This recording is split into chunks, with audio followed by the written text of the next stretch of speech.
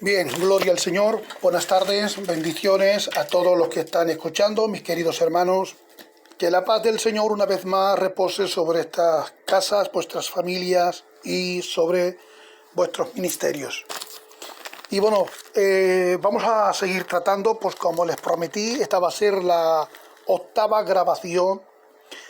¿Por qué hago tantas grabaciones? La hago entre 15, 20 minutos, alguna que otra, la excepción de que pueda tener pues 25 o 30 minutos, porque creo que es necesario pues intentar retener lo máximo posible sobre los temas que estamos tratando a continuación, que es la hermenéutica y sobre todo el género literario. Porque si hacemos una grabación de 1 o 2 horas y empezamos pues a explicar todo el contenido, pues muchas cosas, muchas partes esenciales van pues a pasar desapercibidas porque no vamos a poder retenerlo. Así que cuando quieras, por ejemplo, utilizar pues una grabación y sabes que va a durar entre 15 o 20 minutos o 25, puedes hacer tu pausa y puedes ir copiando o coger lo que te gusta o lo que aprendiste. Amén. Bueno, pues vamos a tocar el tema de la paradoja. Como seguimos con el género literario, vamos a decir o vamos a definir qué es una paradoja cuando nosotros vamos a las escrituras.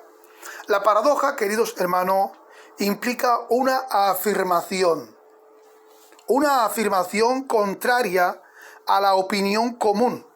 Por ejemplo, cuando yo digo una cosa, pero todos los que están alrededor, ¿vale? Todos los demás dicen todo lo contrario a lo que yo he dicho.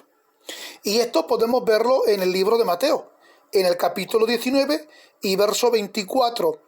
Dentro de esta paradoja podemos ver una historia, gloria al Señor, y para ello, como bien siempre les digo, no podemos decirlo y sin más tenemos que ir a las escrituras y que sea las escrituras quien hable. Así que yo tengo mis escrituras, tengo mi Biblia, Reina Valera del 60, y vamos a ir, por ejemplo, a Mateo, como le acabo de explicar. Mateo capítulo 19, 19, y en el versículo 24.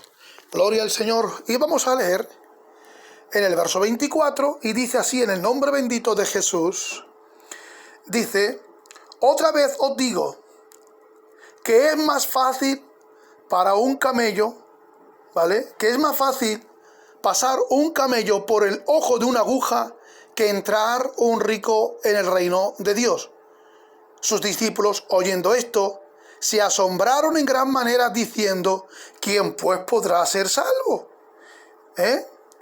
Entonces, el Señor acaba de afirmar, el Señor acaba de decir una cosa, ha dicho una cosa afirmándola, afirmando una cosa que la mayoría opina de distinta manera, no está de acuerdo a lo que Jesús ha llegado a decir. Eso es una paradoja. Es decir, supongamos que yo ahora estoy hablando pues con todos personalmente y que podemos estar todos juntos y sacamos una conversación. O yo soy el que inicia la conversación y digo una cosa, pero que todos ustedes dicen lo contrario. Dicen lo contrario. Entonces, hermanos, esto es una paradoja. Para poder, pues, entender, a ver cómo le digo yo, anteriormente, se creía que uno iba al cielo por el conocimiento, solamente por el tener el conocimiento pues de lo esencial, el teológico, el de las escrituras. Mirad, vamos también, para que ustedes pues no se pierdan y me puedan coger también el hilo de lo que yo quiero expresar, vamos a ir al libro de San Mateo también, en el capítulo 18, gloria al Señor, y concretamente vamos a ir a ver qué versículo, al versículo 3. Mirad, el versículo 3 dice: y dijo, de cierto os digo, que el que no os volváis, que no veo muy bien, y os hacéis como niños, no entraréis al reino de los cielos. ¿Por qué? Porque, bueno, dentro del trasfondo cultural, nosotros, al indagar en la época del Señor, los habitantes contemporáneos a Cristo o los que estaban allí, la gran mayoría pensaban que iban al cielo por el conocimiento. Y el Señor le dijo que no, que los hombres que no se volvieran como niños no entrarían al reino de los cielos. Entonces, lo que dijo el Señor era contrario a la opinión común del pueblo. No estaba el pueblo de acuerdo con lo que el Señor Jesús dijera. Eso no significa que el Señor Jesús lo que dijera, aunque fuera contrario a la opinión pública, no fuera verdad. Eso se le llama una paradoja. Una paradoja, cuando uno dice una cosa que es distinta a la opinión de los demás. Eso, hermanos míos, no significa en ningún momento que estés mintiendo. Para nada, porque el Señor lo dijo, viendo el concepto, viendo el trasfondo del pueblo, de que creían que solamente iban al cielo, el Señor dice algo distinto a esa opinión, dice algo distinto a lo que ellos creían, de que, por ejemplo, al reino no iban solamente los ricos, no, ni tampoco por tener conocimiento, tampoco. Por eso el Señor le dijo, ¿vale? Es más fácil que entre un camello por el ojo de una aguja que un rico entre los reinos de los cielos, ¿vale? Y entonces los discípulos escuchándolo, ¡wow!, se sorprenden. ¿Por qué? Y entonces, ¿quién pues entrará en el reino de los cielos? Porque estás diciendo algo distinto a lo que nosotros estamos pensando. Pero claro, detrás de todo lo que estaba diciendo el Señor, que era distinto a la opinión pública, había también un trasfondo, ¿vale? Porque entendemos, hermanos, entendemos que hay ricos que son convertidos, entendemos que hay gente que gracias a Dios pues vive muy bien, que tienen mucho dinero, que son ricos y archimillonarios, pero son fieles seguidores, devotos de Cristo, que han nacido de nuevo. Gloria al Señor. No vamos a entrar en el trasfondo pues cultural, porque en el trasfondo cultural, hermanos míos, cuando el Señor está expresando esto a diferencia de la opinión pública, es que estaba entendiendo también que dentro de la cultura de Israel, pues sabe que la ciudad de Judá o de Israel estaba cercada por unas murallas muy grandes para que los invasores no entraran dentro de la ciudad, y se cerraban las puertas y las compuertas para asegurar al pueblo, gloria al Señor, y luego había unas torres donde había vigilancia noche y día para también vigilar. Ahora resulta que cuando ya se cerraban las puertas, había mercaderes que venían de fuera o algunos mercaderes que tenían que salir a la ciudad y las puertas ya estaban cerradas. Había un hombre específico de abrir y cerrar las puertas. Ese era su oficio. Entonces no se le podía molestar a ciertas horas de la noche porque ya no estaba. Entonces el mercader, cuando venía con el camello y tenía pues aquel depósito de mercancía que tenía que salir fuera de Jerusalén, quizás para irse a Damasco, ustedes saben el trabajo laborioso y fatigoso que conllevaba descargar al camello, después de que el camello se pusiera de rodillas, descargar toda la mercancía, y como el camello no podía andar con naturalidad, se le arrastraban entre 3 y 4 hombres al camello, y el camello de rodillas tenía que pasar por esa puertecilla que tenía la forma de una aguja, y era un trabajo de varias horas. Era tan difícil sacarlo que cuando llegaban a sacarlo, podía otra vez tener que cargar toda la mercancía sobre el camello para poder realizar el trabajo. Gloria al Señor. Entonces, esa es la parte cultural, la parte histórica del contexto. Y muchas veces, cuando nosotros queremos pues interpretamos a capricho, interpretamos a conveniencia, y no puede ser. Tenemos que dejarnos llevar por la hermenéutica, y la hermenéutica es el estudio exhaustivo, gloria al Señor, que nos va a enseñar, ¿vale? O mejor dicho, aprender para luego poder enseñar no solamente lo que se dijo, sino que por qué se dijo, dónde se dijo y a quiénes se les dijo. Eso significa entender el texto en el que estoy leyendo en el presente, gloria al Señor, poder entender el contexto, a quién se está refiriendo, y dentro de ese contexto ver el panorama histórico, dónde ocurrió, y por qué se dijo, gloria al Señor, y cuál es la cultura de ellos para poder entender ciertas prácticas. Bueno, Dentro de la paradoja, antiguamente se creía que uno podía ir al cielo solamente por el conocimiento. Y el Señor Jesús, ¿qué les dice? Bueno, pues el Señor Jesús, viendo el panorama, les enseña, gloria al Señor, les enseña en esta paradoja que hay que hacerse como niños en la malicia, niños en cuanto a la ignorancia, niños en cuanto a la nobleza. Y nosotros vemos en Lucas capítulo 9, verso 60, apuntarlo, Lucas capítulo 9, verso 60, Jesús vuelve otra vez a enseñar y a afirmar algo. Lo que él enseña y cuando él afirma algo mayoritariamente es distinto de todas, hermanos míos, de todas las opiniones de los que le rodeaba. Jesús, podemos verlo nuevamente en Lucas, en el capítulo 14 y en el verso 26, lo que el Señor Jesús está empleando. Jesús, en este capítulo, cuando, por ejemplo, para el seguidor que tiene que aborrecer su vida, ¿vale? Y esto es una ironía también, porque no puedes aborrecerte a ti mismo. Cuando habla aquí de Lucas capítulo 14 y verso 26, el cual quiero leerles, porque muchas veces cuando no leemos el texto, aunque explicamos el significado, pero hay que leerlo para que la gente pueda entender a qué se está refiriendo concretamente. Porque no todos pues tienen el mismo conocimiento, ni todos cuando se les dice el texto, pues sabe a qué se está refiriendo. Cuando se dice, por ejemplo, Lucas, capítulo tal, algunos pues ya saben a lo que se refiere, no todos. Por lo tanto, así que voy a buscar Lucas, gloria al Señor, que lo tengo, vamos a ver, capítulo 10, y es el 14. Pasa que la Biblia que tengo tiene la letra muy chiquita, y yo lamentablemente voy sin gafas y no leo muy bien. Pero miren, vamos a ver. El capítulo 14, 15, 14, 26 estamos hablando, ¿verdad que sí? Bien, gloria al Señor. Mirad, en el 14, 26 del libro de San Lucas, aquí lo que dice el Señor, dice: si alguno viene a mí y no aborrece a su padre y madre y mujer e hijos, también a hermanos y hermanas, y aún también su propia vida, no puede ser mi discípulo.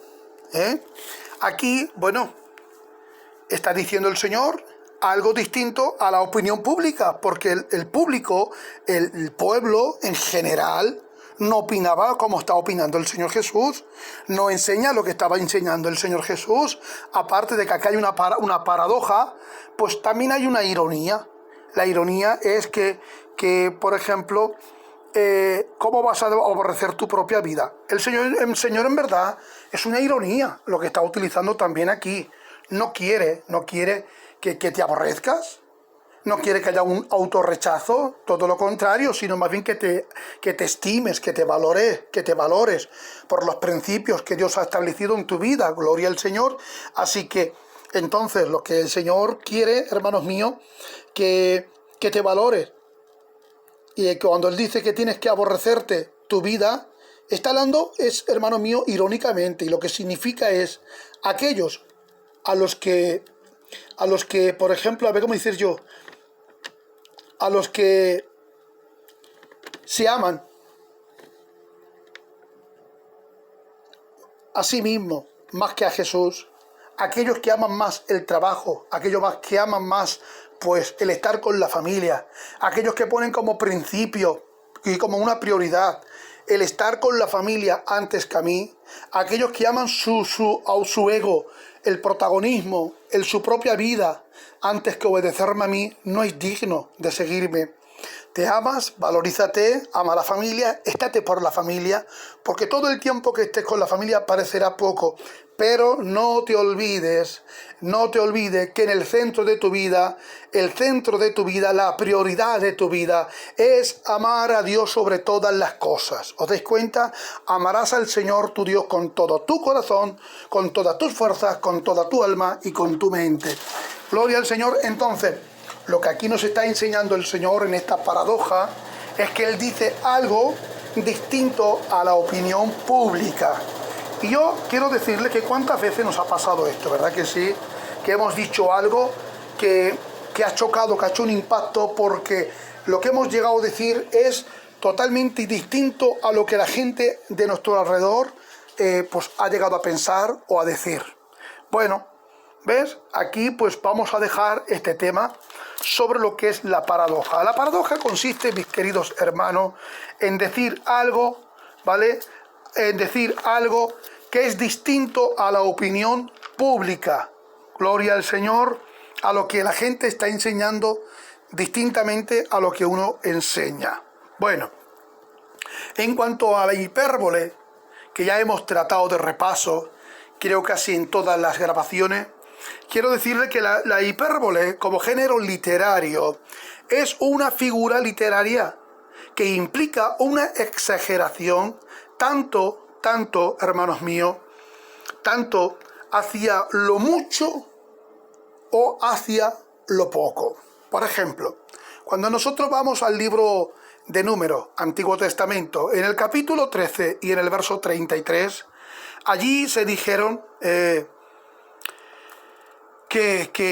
a ver cómo le digo yo, ellos mismos se dijeron, ellos mismos, cuando contemplan pues a la ciudad, hermano mío, cuando van a aquellos 12 espías para contemplar aquella ciudad que el Señor les había prometido, y ve a los gigantes, hijos de Anac, que son grandes, corpulentos, y ven aquellos árboles, hermano mío, y aquella tierra fortificada y fructífera, a tal punto que traen un racimo de uva entre dos, gloria al Señor. Pero cuando ellos se comparan y contemplan los ángeles, miran los ángeles y luego se ven ellos, ¿qué es lo que dicen?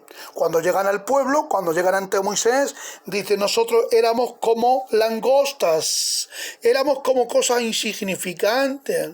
¿Os dais cuenta? Éramos como poco. ¿Eso que está diciendo? Éramos como langostas frente a quienes, a los gigantes, ¿vale? Eso es una hipérbole. ¿Qué estaba diciendo entender? Que en verdad ellos son tan grandes, tan grandes, tan grandes, tan grandes, y nosotros somos muy pequeños, muy pequeños, muy pequeños. Ellos, era una exageración. En esta exageración es una hipérbole. La hipérbole es exagerar cuando tú hablas, cuando te comparas a algo y entonces exagera al punto de no mentir. Yo les voy a poner una ilustración. Mirad, ahora resulta que yo tengo mucha hambre, pues salí de casa solamente pues con un vaso de café, no almorcé y son las 4 de la tarde y llego a mi casa y le digo a mi mujer, mira cariño, tengo tanta hambre que me comería una vaca. Mi mujer sonriendo me prepara rápido o lo que ya tenía guardado me lo pone en la mesa para comer. Me ha puesto bastante de comida.